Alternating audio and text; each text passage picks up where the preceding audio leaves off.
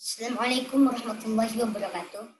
Hari ini insya Allah saya akan bercerita mengenai Khalifah Umar bin Khattab bagian 2.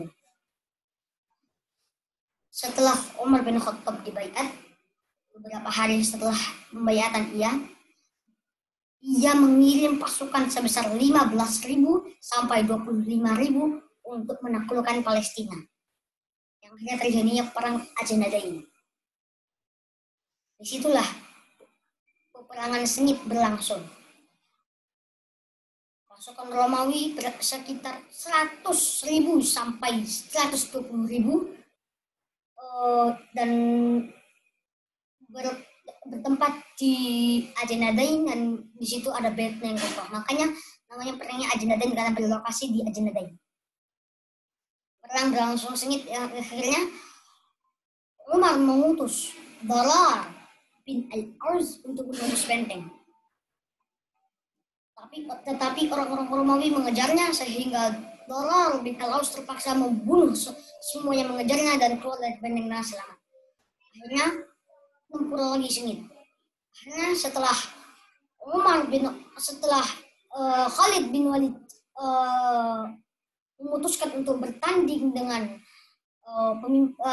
jago-jagoan Romawi, akhirnya diutuslah Darar kembali untuk bertanding dengan mereka. Setelah bertanding, semua yang jago-jago Romawi meninggal semua sama Darar, termasuk anaknya Heraklius, raja saat itu. Dia raja dari kaum Romawi. Anaknya Heraklius namanya Theodor, terus juga sama Darar ini. Darar pernah dijuluki sebagai Darar yang menakutkan dan dijuluki sebagai juga pahlawan setengah telanjang. Setelah menghancurkan benteng Ajnadain lalu menerobos dan menaklukkan Palestina, Khalid menarik kembali pasukannya. Saat di tengah perjalanan pulang, sisa-sisa pasukan Romawi yang lari, tadi di lokasi Ajnadain yang lari, bersatu kembali dan mengejar pasukan Khalid bin Walid. Akhirnya Khalid bin Walid, pasukan Khalid bin Walid lari dan pergi, yang akhirnya berhenti di dekat Sungai Yarmuk, yang akhirnya terjadinya perang Yarmuk. Salah satu jenderal tokoh Romawi itu namanya Theodor, juga saudara dari Heraklius. Jadi ada dua Theodor. Satu Theodor anak Heraklius, satu Theodor anak saudara dari Heraklius. Saudara Heraklius memikir untuk membunuh Khalid bin Walid. Jika Khalid bin Walid terbunuh, maka kotor kecillah pasukannya. Akhirnya Theodor bertemu dengan Khalid. Setelah ditanya-tanya, salah satu pertanyaannya adalah, siapa pendampingmu nanti saat bertanding? Khalid menjawab, Allah. Langsung hidayah menancap di hati Theodor. Hidayah datang kepada Theodor. Akhirnya Theodor berkata, bagaimana cara agar saya bisa masuk agama kalian ini, agama yang sangat menakjubkan ini? Apa kata Khalid bin Walid? Mandi suci lalu bersyahadat. Akhirnya Theodor sempat-sempatnya mandi suci di Sungai Yarmuk, lalu dia bersyahadat. Setelah dia bersyahadat, dia keluar dan berteriak sekeras-kerasnya dan berkata, sesungguhnya saya telah Islam, maka siapa yang mengikutiku, dia berada di jalan yang benar. Theodor pun melawan pasukannya sendiri, bersama Khalid bin Walid dan pasukan Khalid bin Walid, dan dia saudaranya syahid di perang karena tangannya terluka. Setelah kemenangan Yarmuk, Khalid melanjutkan perjalanannya pergi pulang ke Madinah. Tak lama, beberapa tahun kemudian, di tahun 636 Masehi terjadilah pertempuran di Syam. Pertempuran di Syam ini adalah pertempuran penaklukan Syam yang akhirnya kemenangan di pihak pasukan Khalid bin Walid juga. Saat itu sebelum perang, Umar mengutus 24.000 pasukan untuk menyerang Syam. Di situ juga pasukan Romawi lagi menetap di situ dan dengan benteng yang kokoh. Jumlah pasukan Romawi sekitar 100.000 sampai 120.000. Mungkin sama lah, seperti yang di perang Ajnadain. Setelah penaklukan Syam, setelah susah menerobos bentengnya, akhirnya menang juga. Akhirnya pasukan yang ada di Syam itu, pasukan Khalid yang ada di Syam, pergi ke daerah Qadisiyah untuk membantu pasukan Sa'ad bin Abi Waqqas, seorang yang langsung dijamin masuk surga. Jadi Umar pada hari yang sama, pada tahun yang sama, setelah keberangkatan pasukan Khalid ke Syam, Umar juga mengutus Sa'ad bin Abi Waqqas untuk menyergap Qadisiyah. Karena Persia saat itu ingin menyerang Madinah, sehingga Sa'ad bin Abi Waqqas menyergap pasukan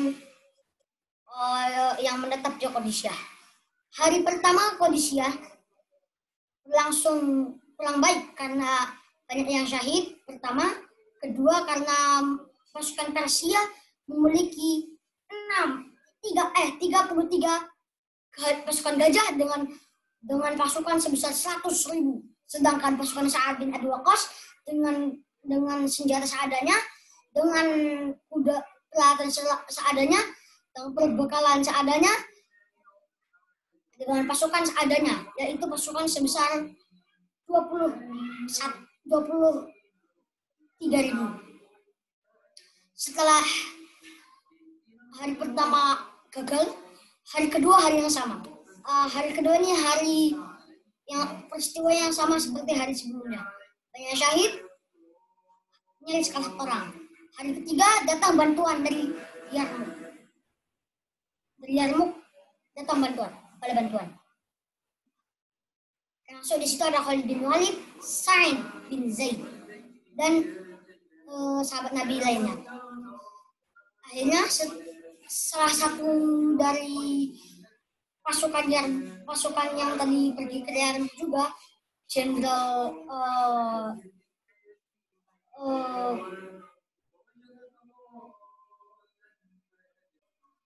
salah satu pasukannya juga, yaitu Hisham bin Aus, termasuk sahabat Nabi yang dulu ingin hijrah bersama Umar tapi tidak jadi dan tidak menunjukkan bat ujung hidungnya. Hisham bin Aus punya strategi dan ide yang bagus, yaitu mendandani kuda-kuda kita agak dengan dandan yang menyeramkan, sehingga gajah-gajah takut dan lari tunggang-langgang. Dan hari ketiga, saat itu juga setelah didandani kuda-kudanya, menyerang pasukan gajah-gajah, lari tunggang-langgang. Hari keempat juga sama, seperti hari sebelumnya. Gajah-gajah lari ketakutan, menginjak-injak pasukannya sendiri, sehingga pasukan Persia mengalami kekalahan. Setelah itu pasukan Sa'ad bin Abi Waqqas dan pasukan Hisham bin Aus balik ke Madinah.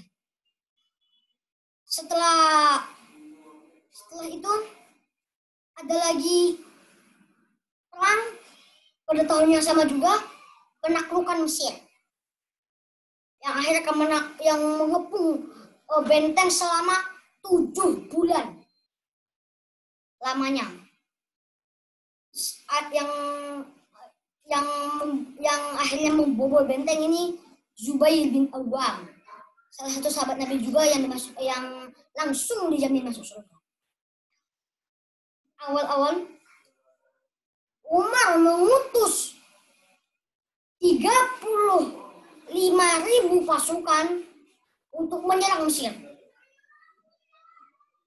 Sedangkan Mesir pasukannya 130.000 sampai 150.000 pasukan. Yang dipimpin oleh gubernur Mesir yang Romawi, yaitu Muqawqis. Dan dia termasuk salah satu sekutunya Heraklius. Dia jadi gubernur di Mesir. Merasa ciut. Amr bin As yang saat itu jadi jenderal pasukan Islam, pasukan Muslim, udah pas sampai di Mesir, ciut, merasa sangat ciut, merasa rendah diri sedikit lah, karena dia kayaknya sepertinya tidak bisa menaklukkan benteng ini karena benteng ini kokoh dan pasukannya sangat banyak. Setelah itu, setelah pengepungan sebulan tanpa pasukan bantuan, akhirnya Amr bin As menulis surat ke Umar, dan isi surat itu untuk memberi pasukan sebesar 1.000 pasukan. Umar awalnya hanya memberi 4 orang. Ada Zubair bin Awwam, ada Ubadah bin Asyamit, ada Qais, ada Qaqa bin Amr, dan satunya lagi tidak diketahui. Tapi Amr bin As akhirnya komen, kenapa dikasih cuma 4 orang? Saya minta 1.000. Akhirnya Umar akhirnya memberikan 1.000 orang. Setelah itu pengepungan 7 bulan lamanya dengan berbekalan yang nyaris habis, benteng tak runtuh-runtuh, Mesir belum dilakukan. Akhirnya Zubair bin Awwam mengusulkan kepada Amr bin As agar Zubair bin Awwam sendiri dan bersama teman-temannya Zubair agar memanjat tembok benteng ini. Awalnya Amr bin As menolak karena itu sesuatu yang mungkin dianggap berbahaya. Ya, pertama, kalau ketahuan pasukan Romawi bisa dikejar-kejar. Kedua, bentengnya sudah susah untuk dipanjat.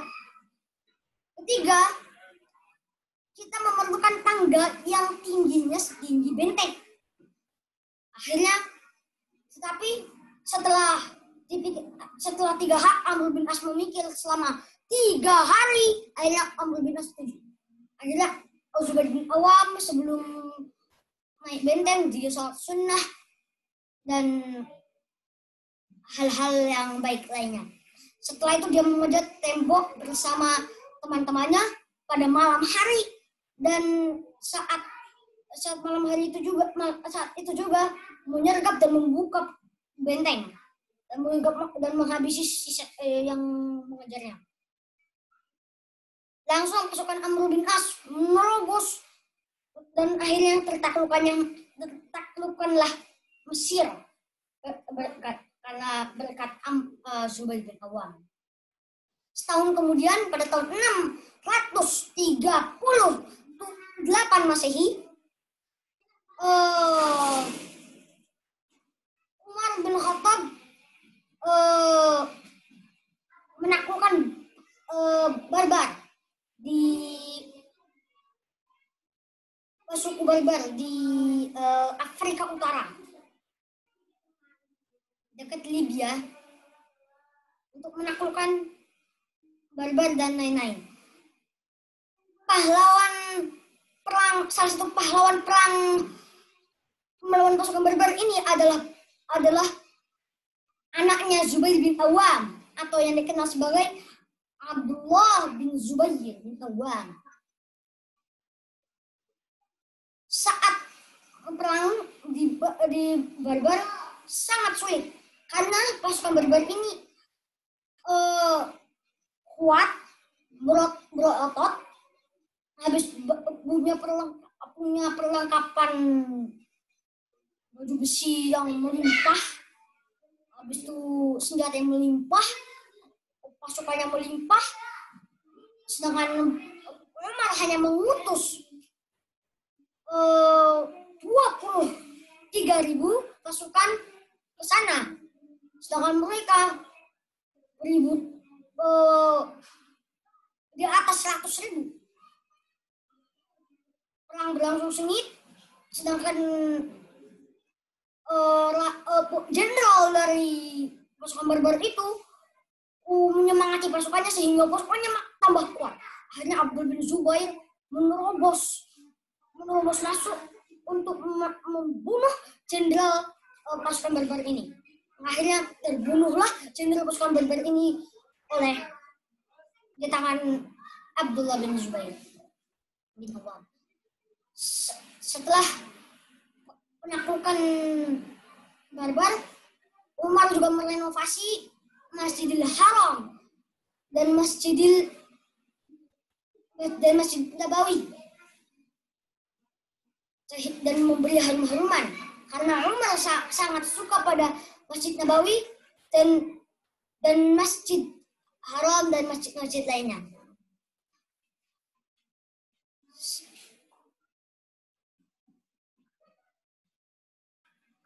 Mohon maaf, saya ulangi lagi dari Masjidil Haram.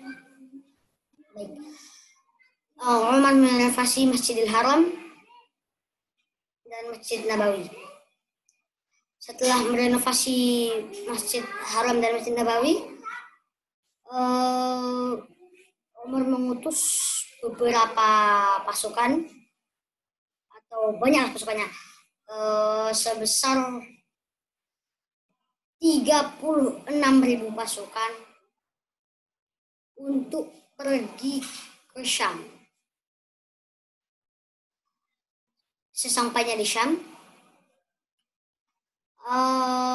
pasukannya dibubarkan karena untuk menetap di sana dan memenuhi Madinah. Setelah Abu Ubaidah menjadi gubernur di Syam di kota Damaskus. Dia tinggal di kota Damaskus dan Abu Ubaidah mengangkat wali kota yaitu Sa'id bin Zaid, salah seorang yang dijamin masuk surga juga. Abu Ubaidah juga termasuk yang dijamin masuk surga. Di situ penduduk Syam makmur, rakyat adil makmur. Tetapi kemakmuran dan kesejahteraan itu hilang setelah ada wabah yang bernama wabah Ta'un. Wabah Ta'un ini wabah yang sangat ganas yang nyaris membunuh orang pasukan yang awalnya 36.000, sisa 6.000 pasukan. 30.000 orang meninggal semua. Dan pada tahun yang sama itu, Abu Ubaidah berusaha keras untuk membebaskan mereka dari wabah. Setelah sekian lama, Umar mengirim surat agar sahabat sejatinya Abu Ubaidah ini agar balik ke Madinah, karena Abu Ubaidah ini sahabat sejatinya Umar bin Khattab.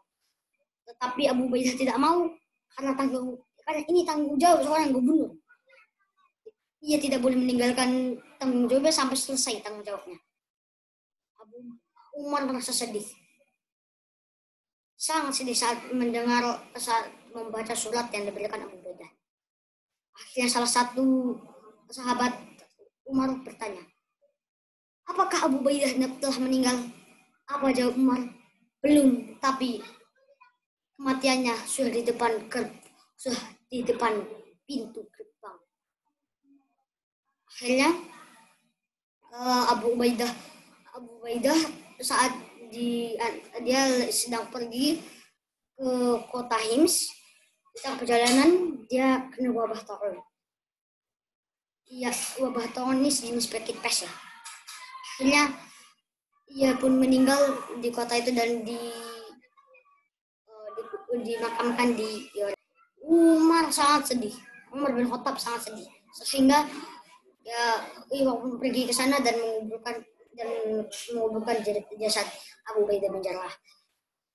Setelah 4 tahun kemudian, saat itu tahun 340 Masehi, 4 tahun kemudian,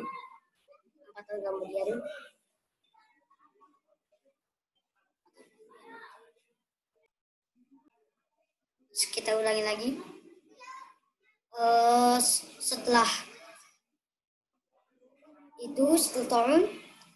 akhirnya meninggalnya Abu Ubaidah, Umar juga mengikuti untuk menguburkan jasad Abu Ubaidah. Karena Abu Ubaidah kena taun, terus penyakit pes. Abu Ubaidah balik. Umar balik. Umar.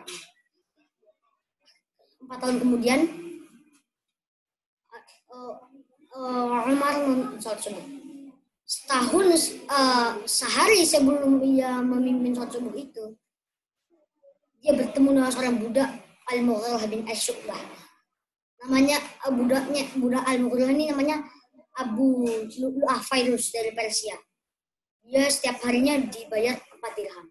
Tapi dia nih selalu diomongin kasar sama tuannya itu, Al-Mughirah bin Asy'bah.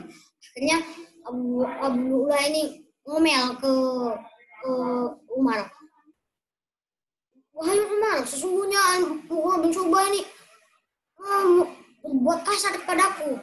Apa kata Umar? Bersabarlah, sesungguhnya Allah akan memberi jalan keluar. Abu Lu'lu'ah masih tidak puas. Akhirnya pas subuh itu Abu Lu'lu'ah pas di belakang Umar bin Khattab saat Umar memimpin sholat subuh, habis itu membaca Al-Fatihah, lalu surah Al-Ahzab. Abu Lu'lu'ah langsung menikamnya dengan khonjar. Khonjar ini pedang kecil. Dia seperti pisau panjangnya. Dia biasanya kalau dipakai ada dua khonjar. Dikamnya Umar dengan khonjar, sehingga Umar jatuh dan Umar menyeret Abdurrahman bin Auf agar dia menjadi pengganti Umar dibawa ke kamar setelah selesai sholat subuh. Abu Lu'lu'ah dikeroyoki, tetapi sebelum dikeroyoki Abu Lu'lu'ah bunuh diri. Akhirnya Umar dibawa pergi ke kamarnya. Umar sakit yang parah sehingga Umar merasa ajalnya telah tiba. Akhirnya Umar membentuk sebuah kelompok, yaitu kelompok untuk menggantikan siapa yang akan menjadi khalifah setelah Umar. Umar tidak memilih khalifah karena ia sebenarnya ingin memilih Abu Ubaidah bin Jarrah karena ini sahabat sejatinya. Tapi Abu Ubaidah bin Jarrah telah tiada. Sebelum menjelang wafatnya, dia berkata, andai saja Abu Ubaidah masih hidup, aku akan mengangkatnya jadi khalifah. Umar 3 hari sakit keras itu, yang akhirnya sakitnya itu merenggut nyawanya, yang akhirnya dia meninggal sebagai syuhada. Dan tamatlah cerita dari Khalifah Umar bin Khattab bagian 2. Dan wabillahi taufiq wal hidayah. Wassalamualaikum warahmatullahi wabarakatuh.